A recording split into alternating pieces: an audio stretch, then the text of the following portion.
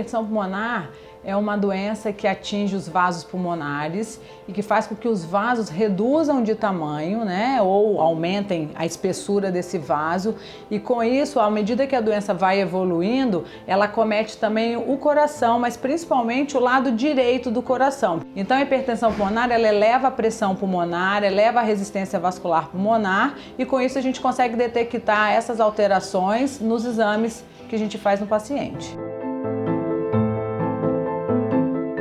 A doença, ela começa dando sintomas leves, falta de ar, que a gente chama de dispneia, ou cansaço aos esforços. Normalmente aquele paciente que assim, uma ladeira que não cansava, começa a cansar, às vezes o paciente acha que é só porque ele está sedentário, fora de peso, ou é mais velho, por exemplo, em alguns casos.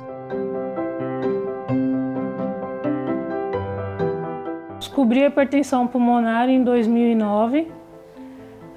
E foi bem difícil. Eu era uma pessoa que eu tinha saúde, até gripe era difícil de eu pegar. Estava trabalhando e a minha chefe pediu para me levar um documento no andar de cima. E eu fui subir uma escada como subia todo dia, normal. E no terceiro degrau eu já estava toda roxa, sentei com falta de ar. Eu trabalhava na época no shopping lá em Araraquara. E assim, eu parava o carro no estacionamento e para caminhar do estacionamento até a loja, eu me cansava muito. E aí eu tratei rinite, tratei sinusite, tratei um monte de coisa, fiz muitos exames e não dava nada. A média é que em torno de 70% dos pacientes chegam em estágio já avançado, com muito sintoma, que a gente chama classe funcional 3 e 4, que é aquele paciente que tem sintoma mesmo para o autocuidado, que às vezes deixou de trabalhar, por exemplo, e que já passou em vários médicos e que não foi pensado em hipertensão pulmonar. Mas isso talvez parta do princípio, ou porque o paciente não valorizou no início, então ele só vai ao médico quando ele já tem muito sintoma, ou porque esses exames iniciais para investigação de dispneia esclarecer não foram feitos na ordem que deveriam ter, até se chegar a um ecocardiograma, que é um exame fácil de ser feito, hoje em qualquer laboratório tem, e é um exame de triagem importante para a detecção, né, da suspeita da hipertensão pulmonar. E aí quando eu liguei para minha mãe, ela ligou para o médico que tratava do lúpus, e ele falou, vem para cá para o pronto-socorro. E aí quando chegou lá, eles fizeram um eco, e nesse eco já deu que a pressão do pulmão estava um pouquinho alta. Aí ele já encaminhou já para o especialista de hipertensão pulmonar. No começo foi difícil aceitar a hipertensão pulmonar, assim, assustou bastante. Agora eu já melhorei com a medicação, com os medicamentos, então eu sinto menos falta de ar, mas mesmo assim, qualquer esforço que eu faço, eu me canso.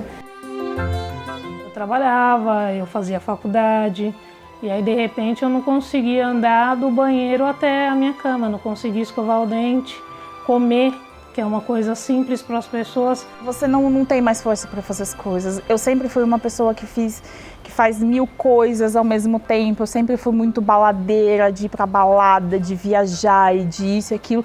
E você não tem mais força, você não consegue mais, entendeu? Então, por exemplo, antes eu saía do trabalho, ia para um cinema, ia para um barzinho, eu não consigo. Hoje eu tenho que sair do trabalho, tenho que ir para casa descansar.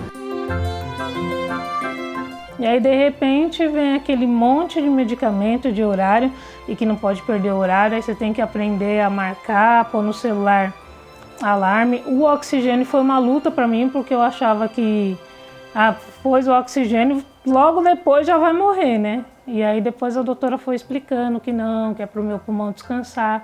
É uma vida que você vive com certo receio. Eu também gostaria muito de ter filho, descobri também que eu não posso ter. Foi uma coisa das que mais me chocou, com 20 e poucos anos eu recebi a notícia de que eu não poderia ter filho. Então, assim, é bem difícil você viver com hipertensão pulmonar. Tenho que acordar 2 horas da manhã, aí vem de Araraquara para cá 3 horas e meia, aí vai na consulta. Que nem hoje fui lá no hospital, fiz teste de caminhada, e vem pra cá, faz a consulta, e depois já volta para Araraquara. Então, assim, é bem cansativo. Na época que eu estava fazendo a investigação para hipertensão pulmonar foi terrível, porque toda hora eu tinha que ficar afastada, toda hora era um exame. Eu estava fazendo uma pós-graduação, eu tive que parar, porque eu não conseguia, não saía do hospital. E então, aquela época da investigação foi bem terrível. Depois da cirurgia, eu fiquei um tempão em casa. Foram 45 dias no hospital e 4 meses em casa, né? É difícil aceitar. Depois, aos poucos, a gente vai, né, melhorando, vai vendo que é um bicho de 7 cabeças, mas a gente vai lutando com ele, assim, e agora já dá para aceitar.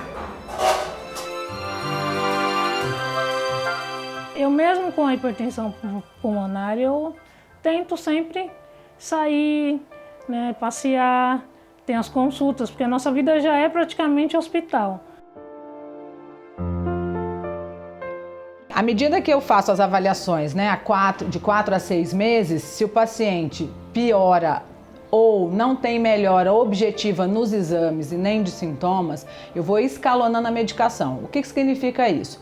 Eu entrei com uma medicação, passei para a terapia combinada e essa terapia combinada, por exemplo, a gente tem a disponibilidade do sildenafil que eu posso aumentar a dose, ela não é numa dose só, então eu posso aumentá-la 4 vezes até chegar ao nível máximo. Comecei tratamento com 1, aí deu uma melhorada e depois de 1 ano, a doutora viu que eu já não estava tão bem, colocou o segundo, aí estabilizou por uns 2 anos, aí eu descompensei e fiquei internada. Aí a doutora viu que só os 2 medicamentos não estavam fazendo efeito, pelo menos para mim ter uma qualidade de vida normal da hipertensão pulmonar, que é ir no banheiro, comer, né, porque eu cansava simplesmente. Para tomar um gole de água, já estava cansando. Aí eu entrei com esse terceiro judicial.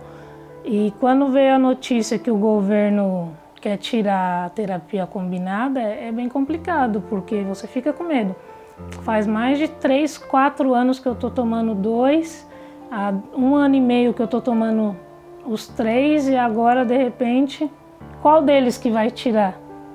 Né? Você fica nesse medo e a médica já falou que se tirar, eu não vou ter condições, o meu corpo, meu pulmão não vai aguentar e aí você pensa, eu vou morrer porque o governo não quer me dar o remédio, por que eles não deixam do jeito que tá? E o governo tá indo contra o mundo todo tem terapia combinada, só o Brasil que não vai ter mais. Antes eu tinha uma expectativa de vida, hoje já não tem mais, porque a doença ela é limitada, né? Então foi aquilo que eu falo para minha médica, é um dia de cada vez, né? Vive hoje, vive amanhã, só que eu não perco as oportunidades. Por exemplo, veio a Copa do Mundo, eu assisti, a médica quase me matou, vai vir a Olimpíada, eu vou vivendo de acordo com o que dá, né? Não tenho assim grandes planos, mas também não deixo de viver.